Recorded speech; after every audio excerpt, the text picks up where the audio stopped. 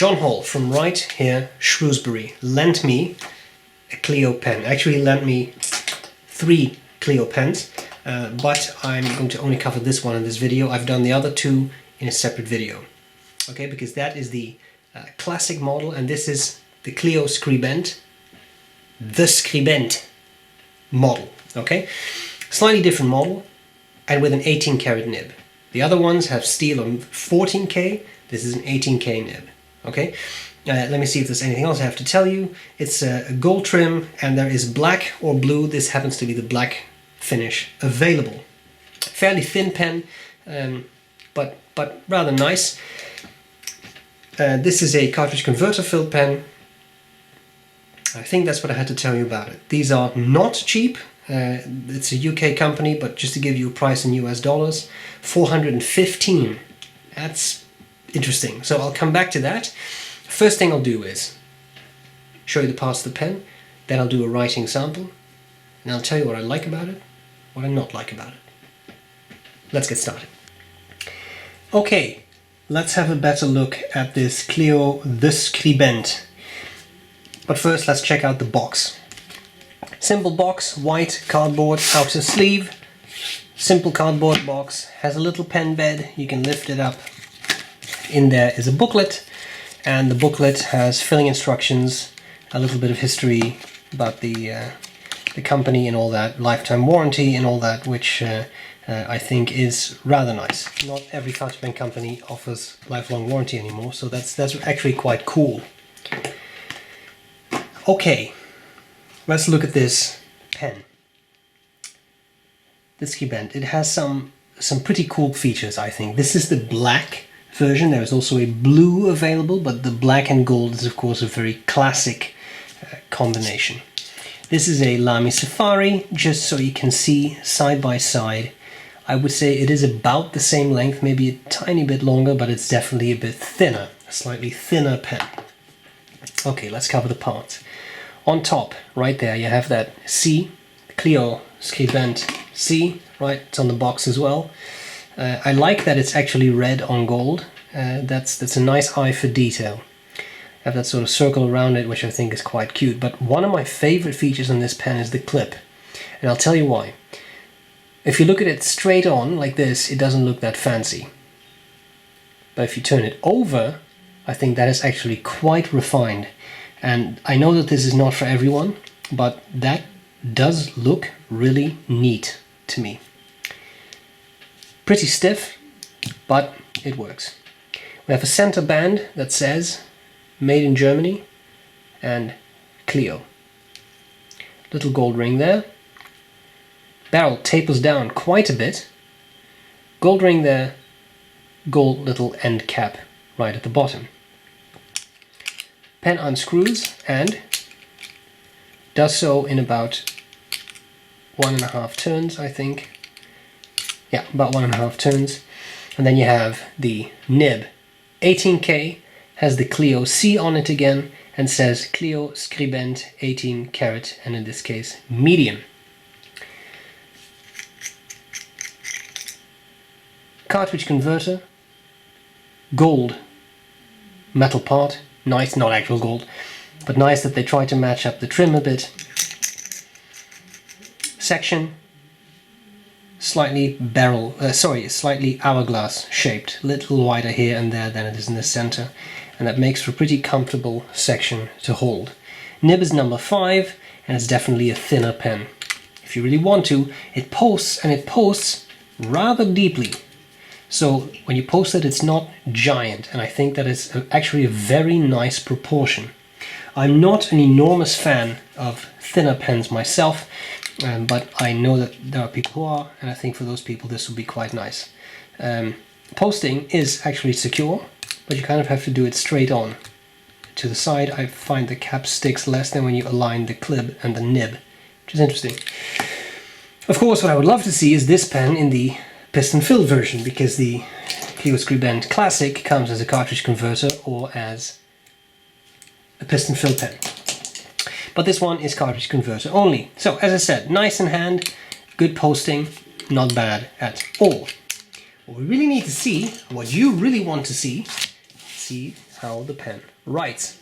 So let's do that. See if we can zoom in a bit. Just for you. There we go. Okay. What do we have? We have the Cleo Skribent.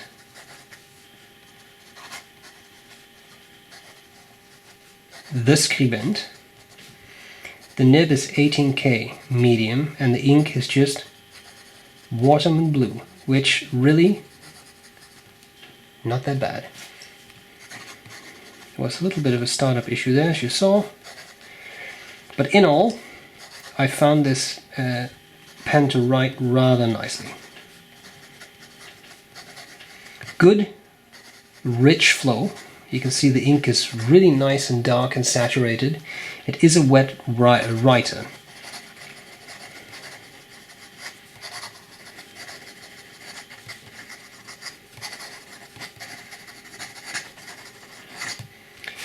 Couple of skips here and there, and I think it's mainly the startup that is the issue. You can see it there, right? You see a couple of skips there. Having said that, it is pretty wet, and when it comes to line variation, as always, a bit careful. It is in fact a relatively soft nib, so I'm very careful when I'm doing this, but you can get some line variation out. I would be very careful, but you can. The tines also seem to be rather thin, so there's definitely a bit of room for some springiness. For those of you who enjoy such a thing, there is the reverse writing. You definitely sacrifice some smoothness, but being a fairly wet nib, you can definitely write upside down and turn it from a medium into a fine, or maybe even an extra fine. So there you have it. Rather nice. Let's see what I like about it and what I not like about it. What do I like? What do I not like about the Cleo Skribent The Skribent? Let me tell you. Long, thin pen. Two things I don't particularly care for, especially the thinness. I actually I do like bigger pens, but it's thin, and I don't particularly like skinny pens for some reason. Maybe something to do with hand size. I don't find that necessarily very comfortable. However, what I will say is hourglass shape works well. Long section works well. If you have to have a long skinny pen, then if the section is very comfortable, at least you can hold it very pleasantly, even with larger hands. And because it posts so brilliantly, you actually have a very nicely sized pen, which I really like. I think the nib design is very nice. I'll try to show you that again. So this is the 18K. Very nice, has that Cleo C. It's very bright in here, so I don't know how well you can see it, but it is a two-tone nib. So you have gold and, I don't know, rhodium or something, but something silver colored. And even the Cleo C has the C in the rhodium and the rest in gold, and then the square on the inside is actually rhodium again. That's the square I'm talking about. So nice design, especially on a number 5 nib. There isn't a whole lot of real estate to work with, so to speak, but they have done that very nicely.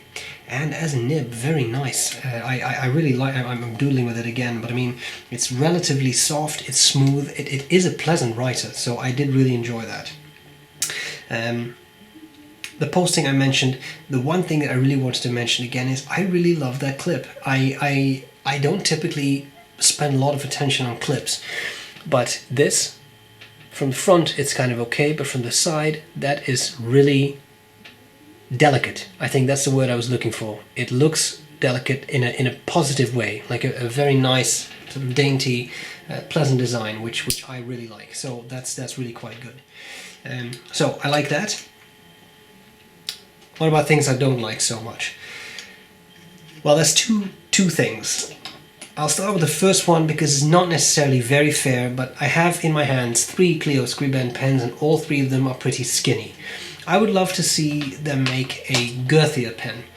Here I have, now this isn't an oversized pen, but here I have an Omas Paragon Grande, And if you compare that to this pen, it really is pretty skinny. So if they could make something like this, it doesn't have to be that wide, but definitely something wider than this, I might be interested in purchasing that. Especially the nibs are quite fun, so I would consider that. I think that is nice. I would love to see that. My biggest issue with the pen is the price. I have converted the price that John has on his website from pounds to US dollars, and I came up with $415.